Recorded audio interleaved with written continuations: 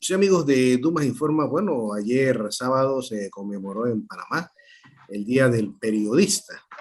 Nosotros este domingo vamos a establecer la comunicación hasta la hermana República de Colombia con el colega periodista Hans Vargas Pardo.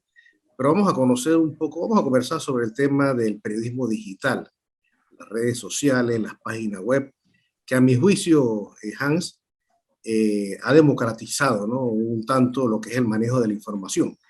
Pero para que los televidentes de Dumas Informa sepan quién es Hans Vargas Pardo, para que tú mismo lo definas, ¿no? Adelante, Hans.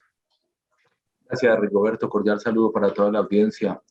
Bueno, Hans es un comunicador social periodista de 51 años. Lleva cerca de 26 en la docencia y cerca de 28 también en el ejercicio del periodismo. Bogotano, vive hace 25 años en la ciudad de Cali. Es el director del programa de comunicación social de la Universidad Minuto de Dios, que es la universidad más grande en Colombia a nivel de estudiantes, con cerca de 110.000 estudiantes. He desarrollado pues toda mi carrera periodística, más que todo en la prensa. También he trabajado en televisión y en radio, y pues actualmente escribo para el diario El Espectador. Oye, excelente, excelente. Bueno, vamos a entrar en materia, Hans. ¿Qué piensas del tema de la democratización de la información? Antes los medios de comunicación social, los tradicionales, tenían este monopolio, ¿no?, para decirlo así. Ahora las cosas han cambiado. ¿Cómo lo ves en Colombia? Bueno, acá se ha diversificado mucho, y para bien y para mal, lo vería yo de esta manera, porque vayámonos unos años atrás, cuando únicamente las grandes cadenas radiales o las grandes cadenas de televisión o de prensa eran los dueños de la información, pero empieza la era digital y empieza a fomentarse ya una cantidad de información que en algunos casos ya satura. Entonces ya cualquier persona puede informar sin profesionalismo, utilizando un lenguaje indebido, y de la misma manera también caen en la posibilidad de desinformar a la comunidad. Y ese pues no es el hecho como tal de lo que es el hacer o el quehacer periodístico. No estoy en contra de que se creen nuevos medios. Lo que sí de pronto no me parece es que esos medios no tengan una ética, básicamente porque presentan todo tipo de información sin corroborar las fuentes, y a veces lo que ocurre es que están alertando o incendiando la información, y eso pues afecta a la comunidad, o como en la academia le decimos, afecta al usuario que recibe dicha información. Tú has dicho algo interesante, ¿no? La ética. Por lo menos en las aulas universitarias se trata de inculcar parte de esto, ¿no? Y es la diferencia entre los periodistas estudiados en la carrera versus los que dicen ser periodistas, Hans. Puede ser, pero hay quienes son empíricos, que manejan muy bien ese manejo del trabajo ético en el periodismo. Yo creería que muchas veces esa ética periodística que se relaciona y que se enseña en las aulas de las universidades, pues hay personas que las han tomado con malas riendas y han llevado eso al sensacionalismo actualmente. Si anteriormente era por ganar lectores o ganar televidentes o ganar oyentes, ahora de unos años para acá, ahora es por ganar un like o por ganar más audiencia, pero ¿a costa de qué? De decir, a veces mentiras, o decir en algunas ocasiones de pronto la situación como no es, o como recientemente se podía hablar, estuvimos invitados en la universidad el día viernes anterior en una charla sobre periodismo, y hablábamos con docentes, con estudiantes, con egresados, con profesionales de la comunicación, que en muchas ocasiones ese protagonismo lleva a que haya un desastre informativo y se malinforme a la comunidad a través de los medios digitales, que son pues manejados de manera irresponsable, lo llamaría yo. O sea que debe existir por lo menos la seriedad, la honestidad y la responsabilidad cuando se está al frente de un medio digital, ¿no? Total, Rigoberto, porque si somos el cuarto poder, en algún momento nos comportamos los que trabajamos en medios como el primer acto de poder, y lo peor es que la gente le cree a uno. Uno escribe un texto, uno habla en radio, uno presenta algo en televisión o en los medios digitales y la credibilidad es la que está en juego allí. Y si nosotros informamos mal a la comunidad, pues vamos a generar un desastre, como lo decía ahora, y vamos a tener consecuencias. Si no extrapolamos muy bien los hechos, pues vamos a generar que de pronto esa comunidad decaiga. ¿Qué efectos ha tenido, por lo menos, la era digital de los medios de comunicación, los nuevos, ¿no? Los diarios nuevos versus los tradicionales en Colombia, Hans? Bueno, ha logrado un mayor alcance. Yo en la charla que le comentaba en la Universidad de Panamá en días anteriores, hablaba, por ejemplo, del periódico Primicias, que es editado por una gran amiga mía y que es netamente digital, pero tiene total seriedad.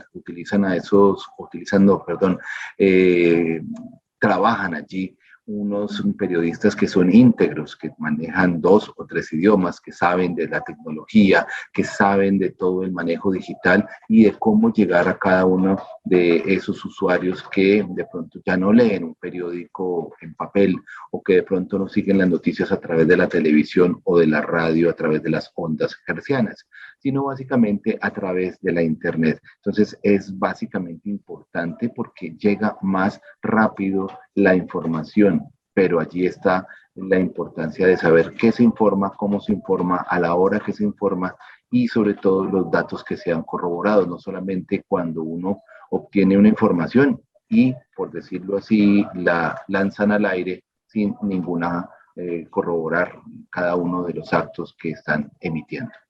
Y estos periódicos tradicionales de allá de Colombia, ¿cómo andan? Por lo menos a nivel de las impresiones, ¿ya ha disminuido bastante? ¿Se mantienen? Bueno, han bajado un poco. Diario El Tiempo ha bajado un poco, el Diario El Espectador ha bajado un poco, el Diario El País también, el Colombiano, pero han ganado también otra batalla dentro de lo digital, entonces ya tienen mucha interacción. El Espectador hace unas infografías increíbles que son presentadas a través de Instagram, a través de cada una de las redes digitales. El Diario El País tiene programas televisivos propios en los cuales hacen grandes entrevistas. El Colombiano cambió su formato también. La misma revista Semana, ahora que está en la dirección de Vicky Dávila, plenamente en Internet, está constantemente llenando de información, haciendo grandes entrevistas. Todos los grandes medios, por decirlo así, como lo decimos en Colombia, se han puesto las pilas para poder trabajar y ganar en esa competencia. Tenemos, Rigoberto, es una gran enseñanza lo que pasó con The New York Times, ¿no? Porque ellos empezaron a recuperar sus lectores a través de la suscripción digital y así fue que el periódico volvió a levantar y porque estaban en la parte digital superior ahora, a diferencia como estaban en la parte impresa. Entonces hemos visto en los grandes periódicos norteamericanos también como el USA Today o en Inglaterra como The Guardian, que están trabajando también en su parte digital y así poder capturar otro tipo de usuarios que también necesitan estar informados. ¿Cómo busca a su juicio, profesor Hans, el usuario, el lector, por lo menos tratar de obtener la información en los diarios digitales? Se hablaba, ¿no? De estos grandes escritos que se hacían en las ediciones impresas. ¿La gente está leyendo o está observando videos, infografías, como lo acabas de mencionar?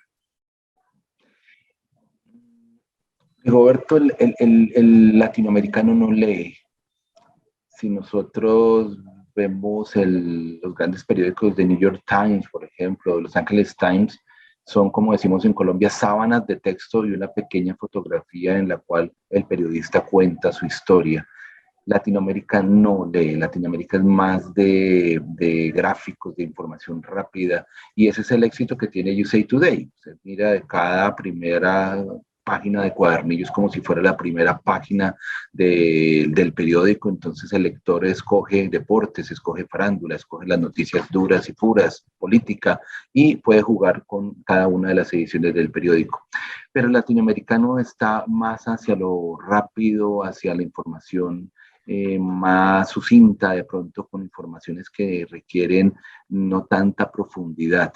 Que si el latinoamericano está leyendo crónicas y grandes reportajes, como usted aduce ahora de nuestra época, en las cuales existían plumas duras y puras que escribían acerca de diferentes temas, ya ha bajado, considero, un poco, y eso es lo que tratamos de rescatar dentro de las aulas, el volver a escribir.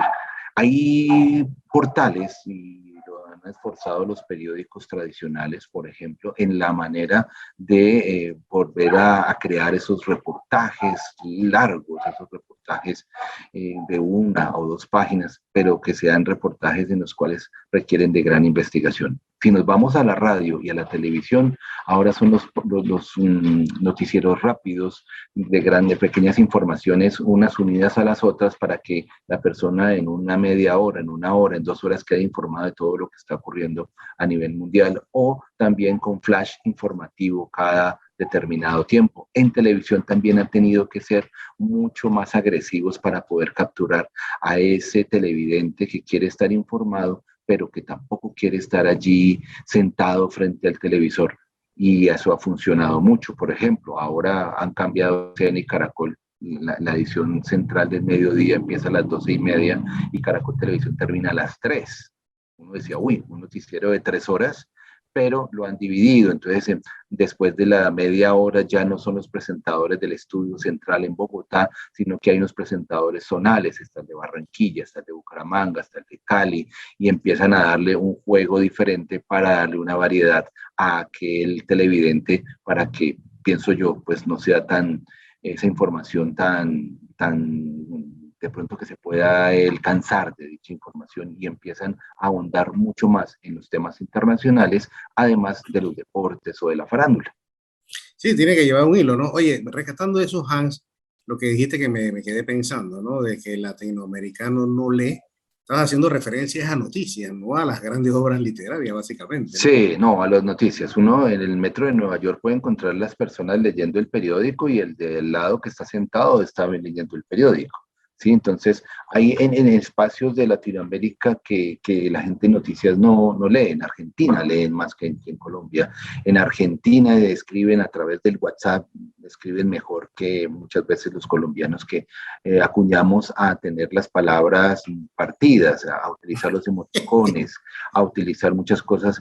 Que yo tenía una discusión alguna vez con una periodista, profesora, y ella me decía, en Argentina sí escribimos bien, y me sorprendió porque los chicos ahora, o uno mismo a través del WhatsApp, estamos escribiendo, si escribimos la palabra que, escribimos nomás la Q y el apóstrofe, Es o como aquí en Panamá. XD, sí, igual. Entonces, eso yo decía que se podía acabar, pero en Argentina hicieron algo muy interesante.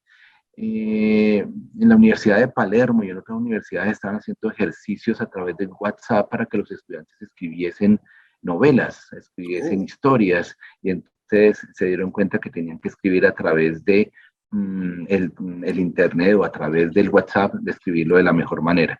Pero sí, por ejemplo, hay países que sí han tenido un poquito más de lectura en cuanto a la parte literaria, como usted lo dice, pero en cuanto a noticias a veces que nos falta un poco, porque somos muy gráficos, y yo creo que por eso es que hemos desarrollado, pues, del diseño gráfico grandes profesionales, porque contar en una infografía lo que está ocurriendo en Qatar, o en el Oriente Medio, el problema árabe-israelí, o en Estados Unidos y su economía, pues también necesita de un trabajo importante en la parte gráfica.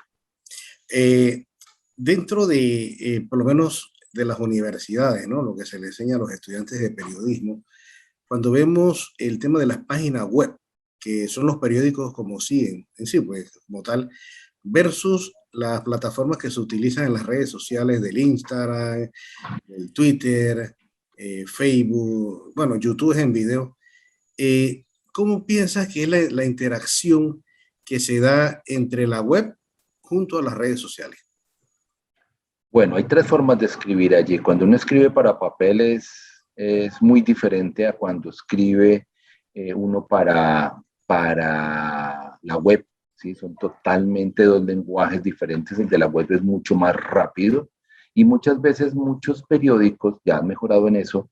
Lo que hacían era pasar, y escritos míos han pasado igual, se escriben para papel, cuando se producen textos míos salen en papel, y se pasan a la web de la misma manera. cosa que ahora ha cambiado un poco. Pero para la web, entonces ya ese lead, ese primer párrafo, esa introducción ya no es la misma, sino que es algo como una seguidilla en la cual el lector tiene que ir consumiendo mucho más rápido porque a veces no hay tiempo. Y hay algo muy curioso con las nuevas redes que ya acortan, aminoran esa información, únicamente casi es el lead. Pero déjeme que le cuento, Rigoberto, un análisis que hicimos en la Universidad Autónoma hace muchos años que yo trabajaba allí. Hicimos un análisis y le preguntábamos a los estudiantes, ¿usted le gusta leer? Y decían, no, yo no leo nada. Y revisamos, hicimos un análisis de lo que leía un estudiante en el Facebook durante 3 horas. ¿Sabe cuántas páginas pasadas a Word encontramos? 34. Wow. 34 páginas. Eso quiere decir que el estudiante sí leía. Entonces dijimos, está bien, usted sí lee, pero usted no lee de pronto novelas, de pronto no lee, pero sí lee algo. Y entramos en una discusión acá con unos profesores de otras universidades públicas en los que ellos decían que los libros de autoayuda no eran lectura, que eso no servía. Yo digo que sí sirve. Si usted lee a Mafalda, si usted lee a Condorito, usted tiene que tener un concepto de quién es Condorito, quién es Pelotilluegue, quién es Coné, quién es Don Chuma, quién es Don Yayita. Si usted entiende eso, pues está leyendo y está generando una cultura. Porque es que muchas veces nosotros tenemos ese mal concepto de cultura. Yo lo Es que yo encuentro en su creo, casa escuchando música clásica y digo, ay, qué culto es. Pero si escucha salsa, digo, ay, no, qué inculto es. No, usted puede ser muy culto y saber mucho de salsa, es que eso es de lo que le iba a verdades y decir. demás. Es que eso es lo Sí, que le iba a decir, profesor, que también depende del conocimiento que la gente está consumiendo, que la gente está alimentándose, ¿no? efectivamente, efectivamente, pero hacerlo bien. Entonces muchas veces nos quedamos en esa mitad. Solamente leemos los titulares, la introducción, el sumario, la entradilla, o como dicen en Argentina, leen nomás la tapa del periódico y ya con eso quedamos informados. Y realmente yo pregunto, ¿quedamos informados? Exactamente. Quedamos informados, ¿sí? Depende de qué, ¿no? Y Uh también de lo -huh. que nos ofrezcan, porque ese es el papel de los medios, ¿no? ¿Qué es lo que le vas a ofrecer al lector? Efectivamente, ¿cuál es la información novedosa si nos regimos al texto? ¿Qué es la noticia? Lo novedoso. ¿Y qué es lo novedoso que le estamos vendiendo, entre comillas, o informando a las personas? Lo Así es. mismo, el narcotráfico, la corrupción, las malas vías, los malos gobiernos, y dónde están las otras noticias que merecen ser contadas. También es importante dar a conocer otras situaciones y otros aspectos de la vida que la gente no conoce. ¿Qué conocemos nosotros los colombianos de Panamá? El canal, la zona libre de Colón, pero yo creo que en Panamá hay muchísimas más cosas en por ejemplo, en la parte ambiental, en la parte Exacto. cultural que muchas veces nosotros no conocemos. Así es. Bueno, y por lo menos gracias al Internet, como es mundial, uno publica y de repente lo van a leer en otros países también, ¿no? Exactamente, esa es la otra. Y eso es el periodismo integral, que uno debe tener la posibilidad de poder escribir en muchos idiomas, de poder transmitir esa información en muchos idiomas para que la mayoría de las personas en el mundo, ahora que es global, entonces uno esté pendiente de qué es lo que está ocurriendo a su alrededor, sea Así es. localmente o a través del mundo. Oye, Jan, me ha gustado mucho esta conversación. ¿Cómo ves la situación? Vamos a ponerle de aquí a 5 años. ¿Cómo ves todo este movimiento que se está dando a nivel de la información, por lo menos en las redes sociales, en la web, en el Internet? ¿Cómo ves el movimiento? Rigoberto, yo creo que se va profesionalizando porque ya hay muchos estudiantes que están pensando cuando salgan ya graduados de las universidades en fomentar nuevos medios de comunicación. Ya hemos visto incluso en los YouTube cómo se ve esa profesionalización de cada uno de las personas que cuentan las historias. Miremos a Luisito Comunica. Luisito Oh, Comunica hace unos monstruo. videos interesantes y él es comunicador social. Veamos a Planeta Juan, él es ingeniero industrial, pero le gustó este momento, la parte periodística, y él cuenta unas historias. Y hay otros que no quiero mencionar, que solamente cuentan cosas chistosas o que parecieran jocosas para ellos, pero también tienen audiencia. ¿Eso que concluye? Que hay audiencia para todo, pero que se está imponiendo como el proceso de hacer algo serio. Nosotros tenemos en la universidad en Uniminuto un diplomado que queremos lanzar que se llama Cómo ser youtuber, o sea, enseñarle la técnica para que usted pueda ser realmente un youtuber y no salir con cámara a decir lo primero que se le ocurrió en el día, sino que tenerlo planificado. Eso es lo que están haciendo estas personas. Y lo más importante, yo siempre he dicho que nosotros los periodistas o los comunicadores sociales somos entidades educativas. ¿Qué le estamos enseñando a la gente al momento de sacar al aire cualquier tipo de información, cualquiera que sea? ¿Qué es lo que le estamos enseñando a la gente? Así es. Así es, bueno, cómo no. Entonces, Hans, muchas gracias por haber estado, compartiendo estos minutos con nosotros en la conmemoración del Día del Periodista que fue ayer sábado. Allá en Colombia, ¿cuándo se conmemora el Día del Periodista? Aquí está en febrero. ¿En febrero? ¿Qué día? El 9. El 9 de febrero. Acá hay otra fecha, pero no me acuerdo en este momento, sino que la original es el 9 de febrero por el papel periódico Santa Fe de Bogotá, cuando se creó el primer periódico en Colombia, pero hay otra fecha después, pero la que siempre se celebra es la del 9 de febrero. Ah, ok, excelente, excelente. Bueno, Hans Vargas Pardo, él es docente, periodista colombiano, conversando con nosotros aquí en Dumas Informa. Gracias, Hans, por compartir estos minutos.